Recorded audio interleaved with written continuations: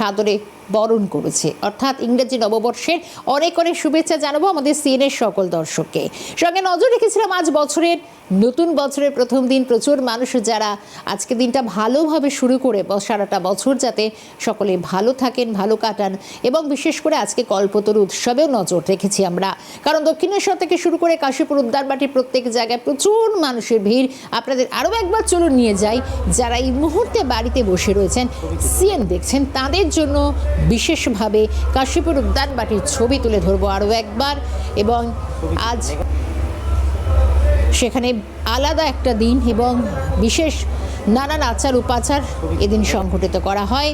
1886 সালের 1 জানুয়ারি এই দিনেই কল্পতরু হয়েছিলেন ঠাকুর শ্রী পরমহংসদেব রামকৃষ্ণ ঠাকুর। এবং চলুন আপনাদের নিয়ে যাই, কারণ বাকি ছবিটা তুলে ধরবেন আমাদের প্রতিনিধি সায়ন্তন ভট্টাচার্য, রয়েছেন কাশীপুর উদ্যানবাটি থেকে সরাসরি। সায়ন্তন, তোমাকেও ইংরাজি নববর্ষের অনেক অনেক শুভেচ্ছা জানাবো। সঙ্গে সকাল থেকে আমরা কাশীপুর উদ্যানবাটির অনেক ছবি তুলে ধরেছি দর্শকদের জন্য। ঠিক এই মুহূর্তে দেখাও কি কি উপাচার আচার সেগুলো মানা হচ্ছে, কি হচ্ছে কাশীপুর উদ্যানবাটিতে।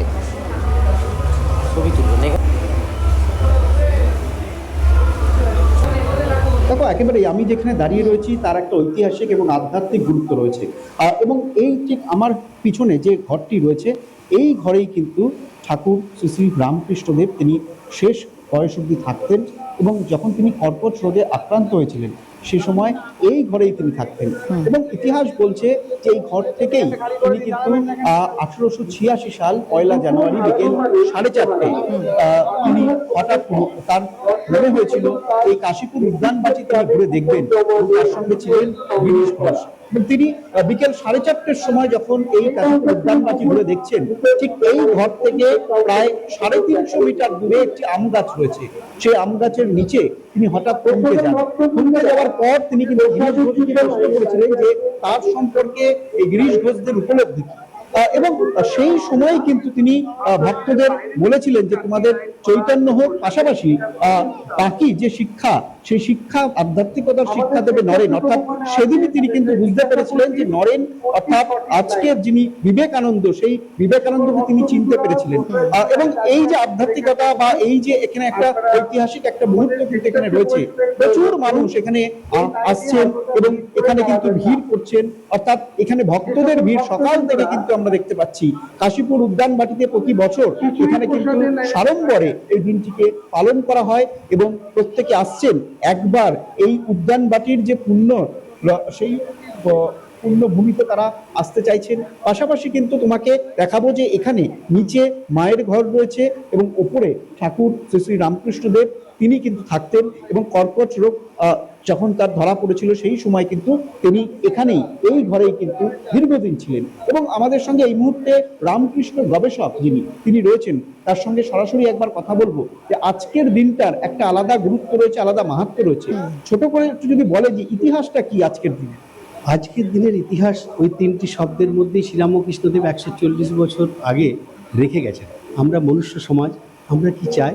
আমরা শিক্ষা এবং সম্পদ নিয়ে আমাদের পারিবারিক আত্মকেন্দ্রিক জীবনটাকে উন্নত করতে চাই। কিন্তু শ্রীরামকৃষ্ণদেব এসেছিলেন আরেকটু অন্য চিন্তা নিয়ে, আরেকটু এটাকে বিস্তারিতভাবে তিনি আমাদের সামনে পৌঁছাতে চেয়েছিলেন। যে আজকে সমাজে যেটা কি দেখছি, মিডিয়ার জগতে আপনারা সদা জাগ্রত করে রেখেছেন সমাজকে। সেই সমাজে কি দেখছি, প্রতিদিন যে খবরগুলো আপনারা তুলে ধরছেন, মানুষ কি চাইছে, কার প্রতি আগ্রহ, কিসের জন্য দৌড়াচ্ছে মানুষ? সমবিহীন সম্পদের জন্য। কি করে আমার অর্থ প্রচুর হয়ে যায়, আমি আমার পরিবারটাকে সুখে রাখবো, আর কি নীতিবিহীন রাজনীতি, এইটাই তো সমাজকে সবচেয়ে বেশি গ্রাস করে নিচ্ছে। সেখানে শ্রীরামকৃষ্ণদেবের বার্তাটা ভীষণ প্রযোজ্য আজকের দিনে। তিনি বলছেন চৈতন্য হোক তোমাদের, চেতনা থেকে চৈতন্য উত্তরণের বার্তাটা শ্রীরামকৃষ্ণ দিয়ে গেছেন। আমার বিবেক জাগ্রত হবে, আমার মনুষ্যত্ব জাগ্রত হবে, তার সাথে সাথে সমাজটা উন্নত হবে। ব্যক্তি মানুষটা ভালো না হলে সমাজ উন্নত হতে পারে না। লক্ষ লক্ষ মানুষ আসছে, কেউ তার ছেলের বিয়ে চাইছে, কেউ মেয়ের বিয়ে চাইছে, কেউ ছেলে মেয়েদের চাকরি চাইছে। এই তো আমাদের চাওয়া। এর বাইরে কি? আমি সুখে চাই, শান্তিতে থাকতে চাই। মা একটা কথা বলছেন, নির্বাসনা হতে হবে। বাসনা শূন্য হয়ে যদি ঈশ্বরকে ডাকেন, ঈশ্বর আপনার কাছে আসবেই আসবে। আজকে যে দরজায় দাঁড়িয়ে রয়েছে, এই দরজাতে শ্রীরামকৃষ্ণদেব 1885 খ্রিস্টাব্দের 11ই ডিসেম্বর থেকে 1886 খ্রিস্টাব্দের 16ই আগস্ট পর্যন্ত কাটিয়েছেন। কাটাবার মধ্যে একটি দিনই সুস্থ বোধ করে তিনি নিচে নেমে গেছেন জগতের কল্যাণের জন্য। এই বাড়িটার নিচে দুটো রুম আছে, একটি রুমে থাকতেন তার ত্যাগী সন্তানেরা, যখন পরবর্তীকালে তারা সন্ন্যাসী হবে, আরেকটি রুমে থাকতেন আমাদের মতো গৃহী মানুষেরা। সবচেয়ে মজার ব্যাপার, বিশ্বের নববর্ষের যুগে, নববর্ষের দিনে নতুন বর্ষ উদযাপন করার জন্য এই আন্তর্জাতিক দেবতা, কোনো জাতিগত দিক দিয়ে একটি সিক্রেট জায়গার মানুষ তিনি ছিলেন না। জগতের সমস্ত জগতের তিনি দেবতা রূপে আবির্ভূত হবেন। তিনি নিজেই বলেছেন, আমি হাটে হাড়ি ভেঙে দিয়ে যাবো। সেই হাড়ি ভাঙার দিনটা যেন আজকে ঠিক করে রেখেছিলেন, কারণ আন্তর্জাতিক নববর্ষ, নতুন বছর উদযাপন করবো, নতুন দিন উদযাপন করব, এটি আমাদের কামনা বাসনা। কিন্তু শ্রীরামকৃষ্ণদেব আরেকটু এগিয়ে গেলেন, তিনি বললেন নতুন জীবন তৈরি করবো। আমরা এতদিন পর্যন্ত যে জীবনের মধ্যে ছিলাম, সেই জীবনের বাইরের জগতে আমরা পৌঁছাবো কি করে? আমাদের বিবেকটা জাগ্রত হয়, মনুষ্যত্ব জাগ্রত হয়, সমাজটা টিকে থাকবে আমাদের মনুষ্যত্ব। ব্যক্তি মানুষটা ভালো না হলে সমাজ টিকে থাকতে পারো না। সবাই বলছে ও চুরি করছে, ও ডাকাতি করছে, ওর সম্পদ চুরি করেছে, শিক্ষা নৈরাজ্য করছে, রাজনীতিতে নৈরাজ্য করছে। কিন্তু আমরা যদি কেউ এগিয়ে না আসি, সমাজের মানুষগুলি নিজেদের চেতনার যদি চৈতন্য না হয়, তাহলে এই মানুষগুলি এই কাজ করতেই থাকবে। আজকের দিনেই বিকেল 4:30টার সময় সেই আধ্যাত্মিক বা ঐতিহাসিক মুহূর্ত ছিল। 3:30তে ঘটনাটা ঘটেছিল। শ্রীরামকৃষ্ণদেবকে সুস্থ করার জন্য 70 দিন তাকে শ্যামপুর বেড়েতে থাকার পরে 1885 খ্রিস্টাব্দে জুলাই মাসের পর থেকে তার গলরোগ দেখা দেয়। মহেন্দ্রলাল সরকার তাকে চিকিৎসা করতেন, মাস্টারমশাই ডেকে নিয়ে এসে ওই 70 দিন শ্যামপুর বাড়িতে চিকিৎসার মধ্যে তাকে ডাক্তার বললেন আরও একটু খোলামেলা জায়গায় নিয়ে গেলে শরীরটা ভালো থাকবে, সুস্থ থাকবে। এখানে কে আসেননি? মহেন্দ্রলাল সরকার ডাক্তার এসেছেন, কোর্ট সাহেব এসেছেন। কোর্ট সাহেব হচ্ছেন মেডিকেল কলেজের তখনকার দিনে বিদেশি ডাক্তার। তিনি এটাকে বললেন it is a clergy man thoughts, যেটি ইংরেজি ভাষায়, বিদেশি ভাষায় বলা হয় ক্যান্সার।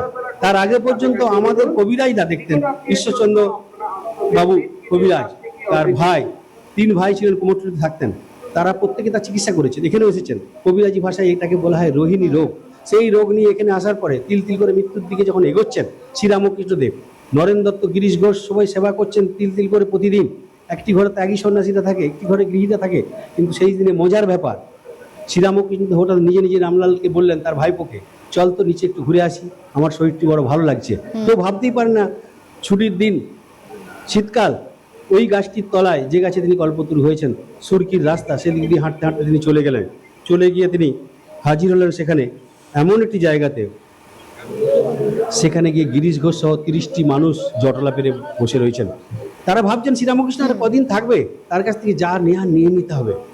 হঠাৎ ওই সবুজ রঙের টুপি, সবুজ রঙের জামা, জুতোটি পরেছেন, হাতে লাঠিটি রয়েছে, রামলাল্লা তার ভাইপো পেছনে পেছনে নিয়ে চলেছেন তার গাড়ুটি আর গামছাটি হাতে রয়েছে। সেখানে গিয়ে যখন পৌঁছালেন, গিরিশ ঘোষকে দেখেই তিনি উদ্দেশ্য করে, যেন গিরিশ ঘোষ আমাদের সকলের প্রতিনিধি। গিরিশ ঘোষ অপেক্ষা করছেন, শ্রীরামকৃষ্ণদেবকে দেখে তারা অবাক হয়ে গেলেন।